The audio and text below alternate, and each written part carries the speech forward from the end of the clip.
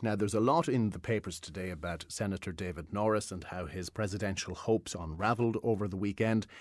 And I suppose maybe there are two big issues arising from this.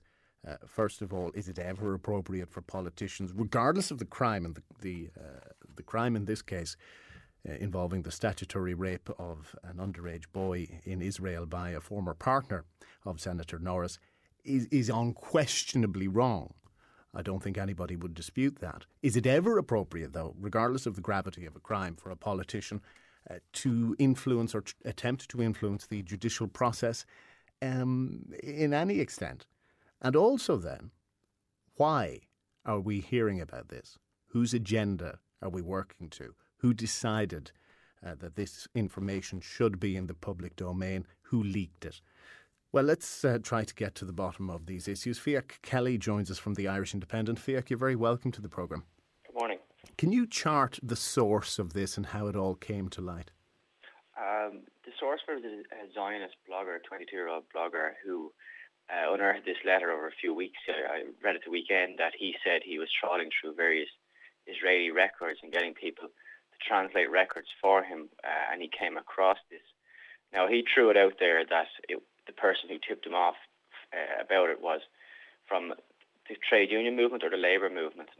Now, that was strongly denied by the Labour Party as strong as they could. They said they had nothing to do with this. It wasn't from them. That's where it's coming from, is that blogger. But so this blogger, by the way, is Irish. He just happens to live in London. So presumably his contacts are in this country.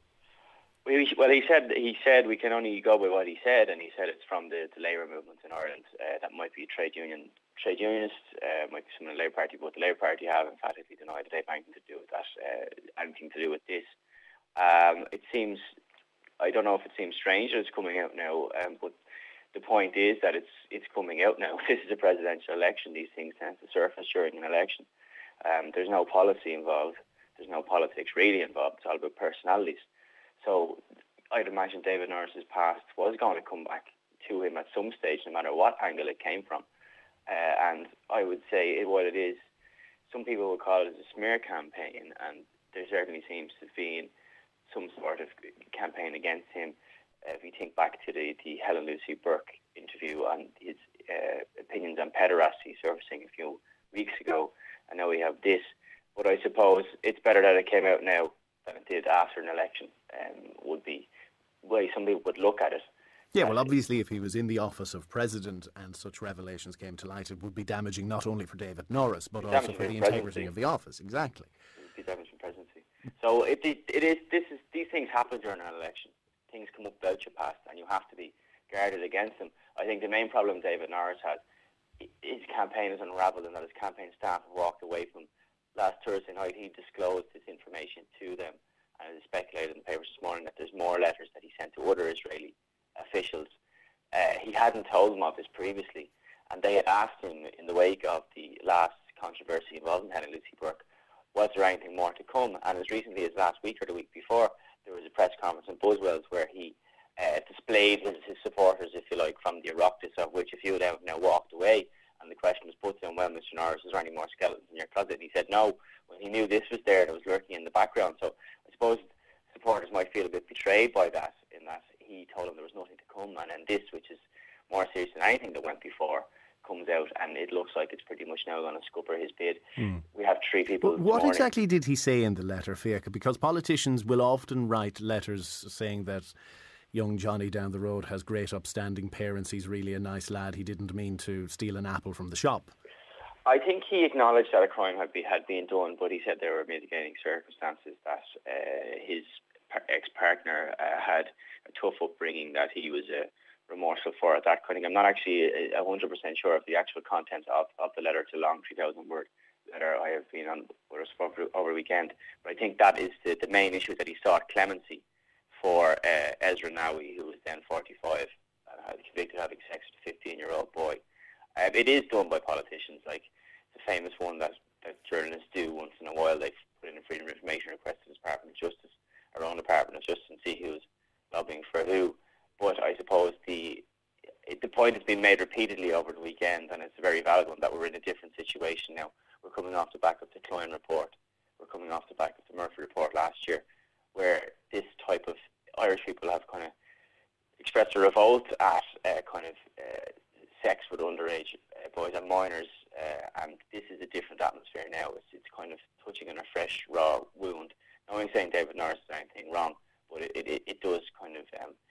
someone said this morning if it was a bishop or a priest, he could be one of the first out. He'd be the first out complaining about it and making a public spectacle of it. So, yes, the charge of hypocrisy could be levelled against him if he doesn't step down. Is he likely to do that later today? Well, the talk is that he might withdraw later today. There's a press conference due for this afternoon. I'm not exactly sure what time at. The speculations that he may withdraw and kind of withdraw graciously, and kind of, I suppose it would salvage his reputation in a way. Like the three guys who walked off the pitch on him last night, Thomas Pringle, Finian McGrath and John Halligan. Finian McGrath in particular was the guy who was in Leinster House trying to get the 20 signatures on the paper for David Norris so he could get into the election. There was no way he was getting the council route. He acknowledged that. His campaign staff more kind of implicitly acknowledged that in the last 2 weeks anyway, that Mary Davis and Sean Gallagher were sweeping all the councils before him. There's no way David Norris was going to get them. So the Oireachtas was his only route. When you have three people walking away now, I think if only 4 or 5 or 6 out saying they're still backing him, and there's more that are kind of imposing a radio silence on themselves, I can't see how he can get into the race. So it would probably might just be better for him if he withdraws graciously today. But then there's the question of, will the public still support him? Because in all the opinion polls he fared as one of the strongest candidates in the field. And will the public react negatively to this? It's hard to judge, isn't it? Well, the question is now, it is hard to judge. I think the last one, there was as much of a public kind of hardening against what the last controversy erupted, because that was seen to be an agenda, kind of an ultra-Catholic right-wing agenda to get this man getting out of the race. This is a different matter, although there is suggestions of agenda play. Well, is it simply a case of if you throw enough dirt, some will eventually stick? There's a bit of this, but I think that this is different. This goes to the heart of David Norris's judgment. He was like, you could explain away the last incident that he was having lunch with a restaurant critic, Lucy Burke, and he thought it was a free-flowing conversation over a lovely meal, and he engaged in what was quite an academic discussion. If you look at the transcripts, you could actually imagine this conversation happening. He did kind of muddily try to explain it, the famous interview where he said it was to do with ancient Greece, and he was told he wasn't running for election in ancient Greece, it's modern day Ireland. I think this is different because it goes to the heart of his judgment that he was a senator at the time. He wrote a letter on official Oireachtas headed paper to Israeli officials pleading for clemency for someone who was convicted of having sex with an underage boy. That's a different matter. I think that's a judgment matter. I think the public would kind of draw a differentiation between the two, and I'm sure we won't know until the next opinion poll, if he still is in it, what they think. But I personally think that this is a different matter. It's a tipping point, but it's judgment, not about a conversation over a dinner table. So, Fiach, if you were taking a bet today, you'd say it's all over for David Norris as of this afternoon when that press conference is held?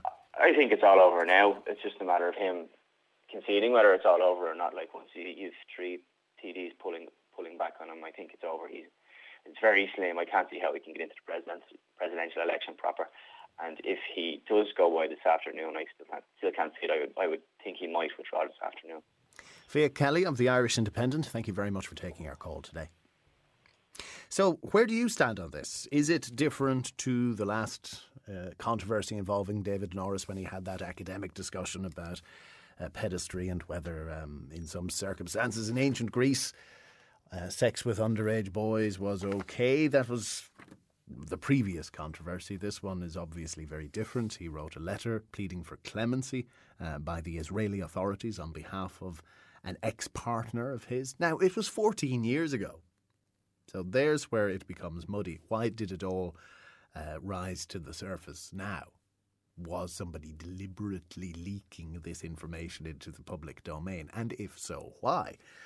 And yeah, as far as David Norris goes, I think his campaign is well and truly over at this stage. It needs to be.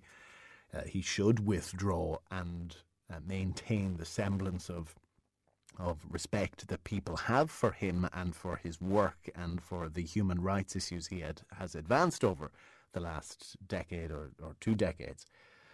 But you have to wonder if, a party or an individual is leaking information like this deliberately into the public domain to damage another candidate, do you really want to extend your vote to them? I'd like to know that. I don't know about you. I think it deserves further investigation to find out just how this information came to light in the first place, how it was leaked. Kieran White, our Gabby Cabby, is on the phone. Hiya, Kieran. Morning, Will, and congratulations, by the way, before we kick off. How was married life treating you well, yeah? It's treating me very well. I have a lovely T-shirt on to mark the occasion. We should put a picture of this on Facebook, actually. I look forward to seeing that later on. Yes. I'm sure it fits the moment, I'm sure. It does. It has a picture of a man and a wife together. He has a sad face, she has a happy face, and underneath it says, game over. But the funny thing is, she bought it for me. All right, yeah. Well, that's the message got across to you anyway. Oh, yes, no doubt. Yeah. Anyway, on to serious business. Yeah. Should David Norris pull out of the race? Well, I think, as Fergus Finlay said there, that to save some of his credibility now at this moment in time, maybe he should, and maybe he would have a future in public life if he was just to politely bow out now, I mean, he never really struck me as a very strong candidate anyway up until now. I mean, you look at what Mary McAleese and Mary Robinson has done before him, they were two very strong personalities, and their presence on the international stage kind of really did a lot for Ireland, and he'd really want to be maybe creating that kind of an impression. Where did you see his areas of weakness?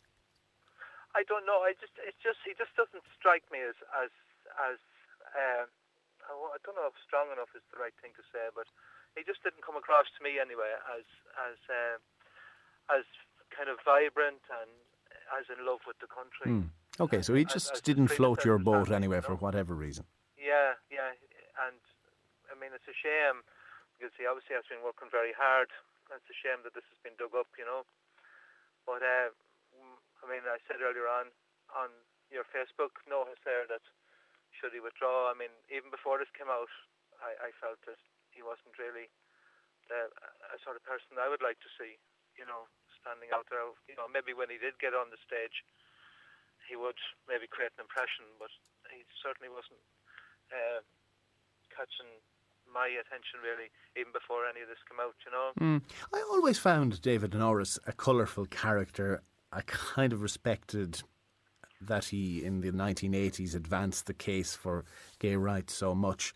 I don't think anybody should get the office by virtue of being the first gay president, for instance. But I felt he was as strong as any of the other candidates in the field and certainly had as much right to contest the election as anybody else. Of course he has, yeah, of course he has. But something doesn't sit well with me, and I'd like to know if you feel the same way, about these repeated efforts to soil his name in the public domain. Yeah, well, that's true, yeah. I mean, but of course, when someone has always seemed to be doing well and when someone has always seemed to be doing strong, there's always someone out there to kind of shoot the person down and to knock them and all the rest of it. But what I'm saying really is that he didn't really do that for me anyway before he came on the stage, I think there's other people out there that I'd like to see. Why? Who impresses you? That lady that used to. What's her name? It's gone out of my head. Mary Davis? Yeah. Special Olympics? Yeah. Someone like that now, maybe. I just don't think that's.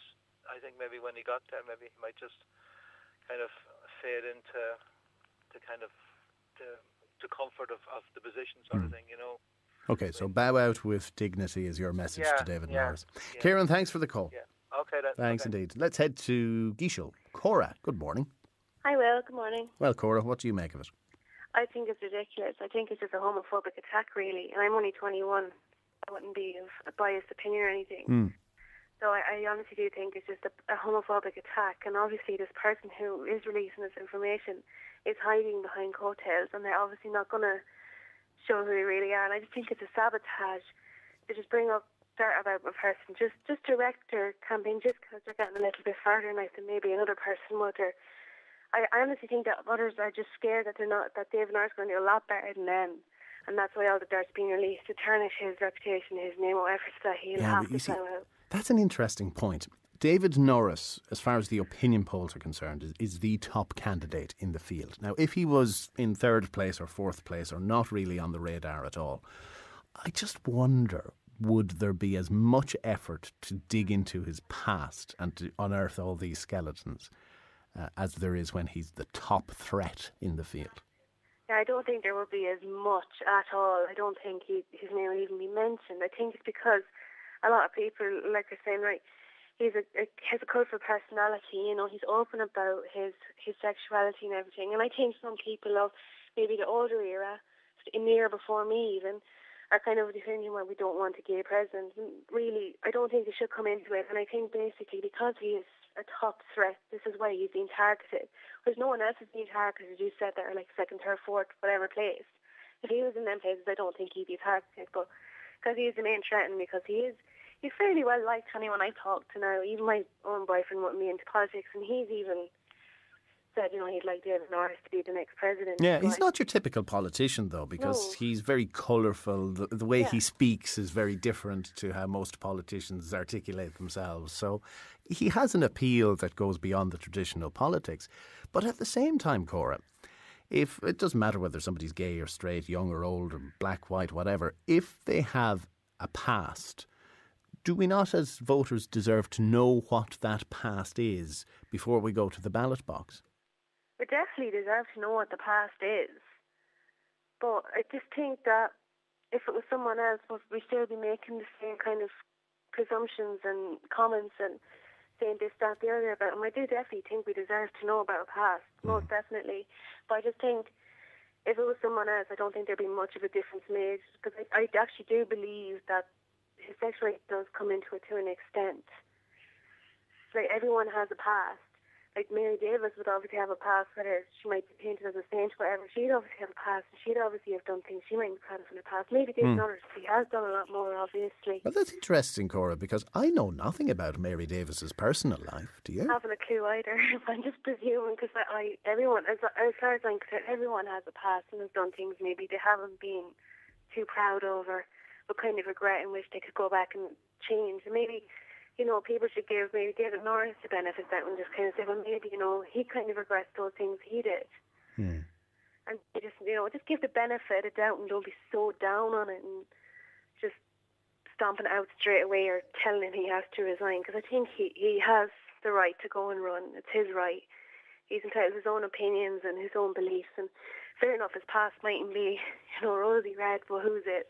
Yeah, it's interesting. A couple of texts have suggested, and I'm just paraphrasing now, that the media shouldn't decide on David Norris's future, nor indeed a small group of politicians who nominate him. It should really be that he goes before the public and that the people decide, do they want David Norris, or in light of these revelations, do they feel that he would be an inappropriate choice? But to at least give him the chance to contest. Yeah, I believe down to the voters at the end of the day, it's our decision. If people don't vote him in, then obviously he's not people's choice in Ireland, and it'll be someone else. It's everyone's own decision and their own opinion. And it's down to every one of us at the end of the day when we go vote and who we go vote for. OK, Cora, thank you very much for the call. No problem, Will. Thank you. Thank you. 0818 300 103 is our telephone number if you agree with some of the points made, if you differ, or if you have a totally alternative point of view. I would like to hear from you. Joe Jackson joins us. He is author of the book David Norris, Trial by Media. Joe, you're very welcome to the programme. Hi there. What do you believe is driving this continual drip feeding of information about David Norris into the media, the unsavoury type of information? I've been in the book I write about this because I asked David about it the last time we talked, and the book is only published today, so it's obviously not got this latest development. But I asked him if he believes there is a concerted strategic campaign to undo him. The man never wants to say there is, but I've suspected from the start. I don't know what it is, and I put to him that it could be some kind of religious group. There's certainly a website out there, which I won't name, that he knows is set up to undo his campaign. He also said that Helen Lucy Burke went on Liveline and she said she was out to undo it, that she didn't want him to become president. And I also suggested there may be one of the political opponents in the race to the Norris who could be helping orchestrate this, but I have no proof of that. That's just my gut sense as someone who has been interviewing David for about a decade. Well, the motivation for a political attack is obvious because he has polled so well. Well, I also pointed out, that within 8 days of him winning the Joe Duffy Liveline poll, Helen Lucy Burke came out. Within 9 or 10 days of him topping the poll in the Irish Times, this came out. Is that coincidence? I think not. Okay, is it coincidence as well that the line of criticism centres on his views or potential views around children, the protection of children, in this case his letter appealing for clemency on behalf of a former partner? There's no scrutiny, for instance, of his financial affairs, where we traditionally find dirt on politicians. So do you think there's a very focused effort to play on the concerns Irish people may have about gays and about their attitudes to children? I don't know if they're playing on that, but I know. I mean, the opening of my book has, the very first time I encountered David Norris was in a restaurant. He was being interviewed by another journalist who I won't name. And David came over and recognised me. He said, "And you, Joe Jackson from the Irish Times," which I was at the time. And he said, "Can I ask your advice on a line of questioning that I'm getting over here?" And I said, "I know who you're being interviewed by." Now, I won't repeat the question on the radio because it would be inappropriate. But I became aware from that point that David, as a senator, and even given that, the changes he had made in Irish law in relation to homosexuality, the broad sweeping human rights he'd worked for, was too often reduced to just a gay man whom you could ask anything. Okay, is that a narrow-minded agenda, a byproduct of old Ireland, or is it a deliberate effort to tarnish the man? No, I think there is a kind of a prejudiced belief that because he's homosexual, he can be asked the kind of questions and he can be explored along the lines of sexuality in a way that never was applied to, we'd say, Mary Robinson, to Dana, Adie Roach, and isn't applied now to Gay Mitchell or whomever, or Michael D. Higgins. There is a sense, and maybe because he put himself out there in the battle for rights for gays, people feel they have some God-given right to explore these areas of his life. And the first interview he gave to me, he said, "Joe, it's great to know that you've come along to me today not to talk about either sex or James Joyce, because they're the only two things that people ever talk to me about." Yeah, but is there not a certain logic there? If you were interviewing Mary Davis, you would no doubt bring in the type of effort she's been involved in, the Special Olympics, her beliefs around access for the but you wouldn't become obsessive about it. No. It's almost like a monomaniacal obsession with the one subject in relation to David Norris, and it's been that way. I should have said when I first met him was nearly 20 years ago. So he's been questioned along these lines, and quite rightly in certain instances. But I think the media's obsession with just that subject is highly suspect. Highly suspect or just lazy? Well, it's lazy and it's highly suspect. But lazy is just a product of poor research. I wrote the book, and he's happy with that aspect of it, as with the most recent interview, or the interview before that I did for the Sunday Independent, because we broadened it out to the widest range of subjects in relation to the presidency and where he stands on it, and in relation to his own psychology, who he is, where he comes from, who he is as a man, as opposed to who he is as a gay man. Now, I'm interested by the title of the book, Trial by Media. Does he feel that he is on trial? I don't know. In relation to the latest development, I already have been publicly critical of his letter. I was publicly critical of the fact that he seemed to show no sympathy for the boy in question. After I said that on RTÉ over the weekend, David's people got back in touch with me. They said I was right to make that comment. I got the phrase from him saying to Anya Lawler when he was being interviewed about a particular interview in the Irish Mail that he doesn't believe in trial by media. So I took it directly from one of his quotes. But I'm sure a lot of the time, and certainly in relation to the Helen Lucy Burke expose, the Liveline thing, and then the Irish Mail, he very often feels they are putting him on trial. You mentioned that you had a call from his office after making the comments on RTE, that you were right to make the comments from his people. Is there a difference now between what his people say and what David himself is saying? David is saying nothing. David, as you know, he hasn't made a comment. But apparently he will talk this afternoon. Yeah, I know, he's going to do that. He's giving a press conference, I think, or making a statement. But he hasn't talked since he gave the interview to John Drennan in the Sunday Independent last Friday. So, and I haven't talked with him, and I know I'm pretty sure I know why, because he spent most of the weekend on the phone trying to find out if the people who are helping him, who are backing him, are still on board. At what level of desertion, aside from the 3 Oireachtas members that we've seen and the resignations that his campaign team announced last week, what level of desertion do you sense among his broader workers? Well, I would say there are a lot of people who are as disturbed as I was by the contents of the letter and what was absent from the letter. But there still seems to be a huge level of support. And I was listening, I just caught what one of your last listeners said there. I mean, Norris made a good point to me, which I've never put in print, but it is in the book, and I wish I'd actually put it in a newspaper. I mean, I've never put it in a newspaper, in relation to how a study was made of the electoral process for the presidency in 1998. And one conclusion was that it was undemocratic and unfair, and that it should be brought down to 4 county councils. Okay, that's legitimate, but the 20 members of the Oireachtas should be brought down to 10. And there was a third option where they said that the 10,000 verified signatures of citizens of the country should be enough to get you on the ballot paper.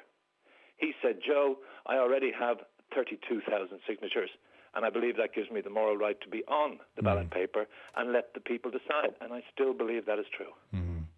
I wonder then, if that had been the case, if he was automatically on the ballot paper, how he would fare, because he's not, well, in my view and in the view of many analysts, he's not going to have the support of 20 Oireachtas members. The county council option is already gone, so it's already over for him, really, isn't it? I would hope not. You know, I mean, I don't know. Maybe yes, it was revealed that 3 have pulled out yesterday. I don't know that he didn't get another 2 or 3 on board. We don't know. I have a strong sense or a strong fear that he may pull out today. I have no reason to believe that, but that's just my gut feeling. So he may think it's over, but there's a lot of people who will be, a lot of his supporters will be extremely distressed. And you have to remember that up to 7 days ago, if you and I had been talking, he was singularly way ahead the most popular candidate. So all the people who were behind him then, and that's a lot of people listening to your show and around all Ireland, have they all turned against him this weekend because of this story? I think not. So where do you stand on it? You've sat down with him, you've interviewed him. Yes, you've said you're critical of the letter that he sent to the Israeli authorities, but do you feel he should stand? Do I feel he should stand? I feel he should have the right to. I honestly, I still stand by what he said to me in May, that it should, if the democratic process was democratic, he would be on the ballot paper and let the people of Ireland decide. Because he said, Joe, if they decide in the end to tell me to go to hell, that they don't want me, so be it. It will be the people who have decided. But in this case, it's kind of like, what is it, 3 councillors have decided they'll pull out. He can't get the nomination. And to me, it's also, it shows how the main political parties keep the presidency for their own. That's why they do. When the paper was done in 1998, they didn't act on its findings. They didn't change it so that 10,000 signatures can get you on the ballot paper. Joe Jackson, we have to leave it there. Thank you very much for taking our call this morning. Nice talking to you. And Joe's book is called David Norris, Trial by Media.